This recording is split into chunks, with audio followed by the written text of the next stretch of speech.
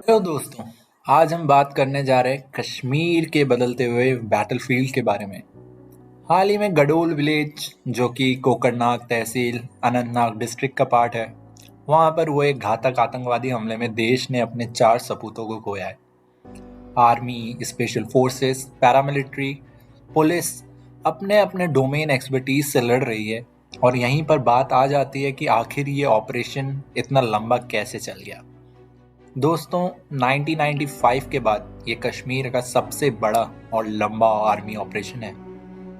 अगर ऑपरेशन की बारीकी देखी जाए तो पता पड़ता है कि इस बार आतंकवादियों ने अपनी प्लानिंग और मॉडस ऑपरेंडी में बहुत बड़ा चेंज लेकर आए हैं। जहां उन्होंने देखा है कि कश्मीर वैली में से उनका सफाया होता जा रहा है, तो अब उन्होंने वैली को छोड़ माउंटेन्स को अपना नया ठिकाना बना लिया है। दोस्तों, ये बताता है कि इंडियन इंटेलिजेंस नेटवर्क कितना एफिशिएंट है वैली में। पर वहीं दूसरी तरफ पीर पंजाल रेंजेस इनके लिए जो सेफ हेवन बन चुका है, वो एक नया चैलेंज बन के आ चुका है हमारे लिए। अगर हम नेटवर्क को समझे तो एक टेररिस्ट जो कि राजौरी से, जो कि हमारे एलओसी है, वहाँ से एंटर करता है तो वो पहाड़ों के रास्ते कुलगाम फिर कोकरनाग आसानी से पहुँच सकता है। और सेम इन जम्मू, अगर वो पुंछ से एंटर करता है तो वो पहाड़ों के रास्ते शोपियन, बडगाम, बारामूला, उरी तक आराम से पहुंच सकता है।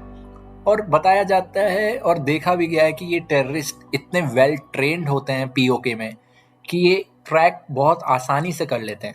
और कश्मीर के बकरवाल कम्युनिटी, जो कि एक लोकल कम्युनिटी है वहाँ पे, जो बकरियां चराती है, उनमें एक सेइंग है, if you know Pir Panjal ranges you know Kashmir.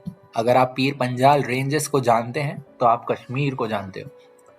होता यह है कि जब ये बकरवाल कम्युनिटी के लोग अपनी शीप्स को लेकर राजौरी से पीर पंजाल रेंज क्रॉस करते हुए कश्मीर वैली में जाते हैं, तो वो वहाँ पे टेम्परेरी हाउसेस बनाते हैं जो मड और वुड से बने होते हैं।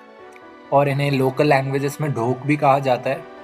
और बात यहीं पे आती है कि ये जो ढोक हैं, यही टेररिस्ट द्वारा अपने वेपन्स छुपाने के लिए यूज़ किए जाते हैं और उनके लिए सेफ हाउस बन जाते हैं।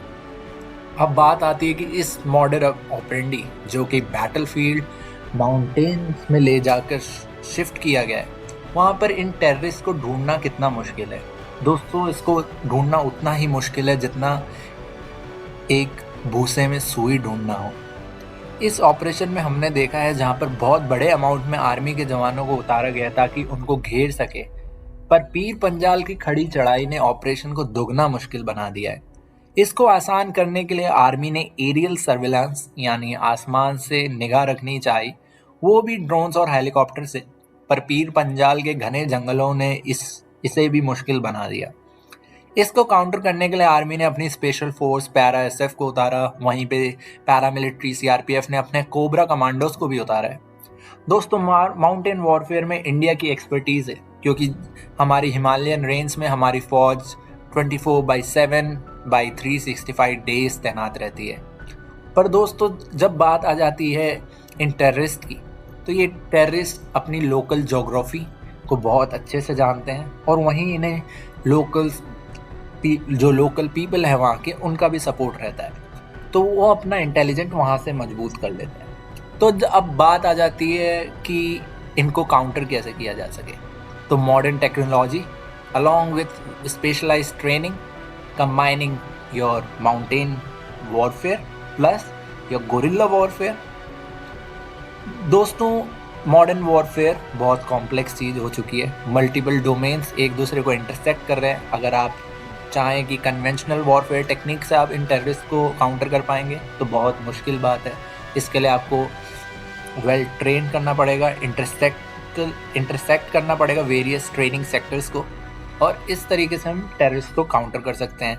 तो हम आपसे जानना चाहेंगे कि क्या ये बैटलफील्ड के लिए जो हमारे पास स्पेशल फोर्सेज है, for example para SF, Garud commandos, MARCOS, NSG, ninja commandos, cobra commandos, कौन से कमांडोज इनको बेहतर तरीके से एड्रेस कर सकते हैं। और भी ऐसी जानकारी के लिए सब्सक्राइब बटन दबाकर जाइए और लाइक करिए वीडियो को, और बने रहिए हमारे साथ मज़ेदार फैक्ट्स में। Thank you.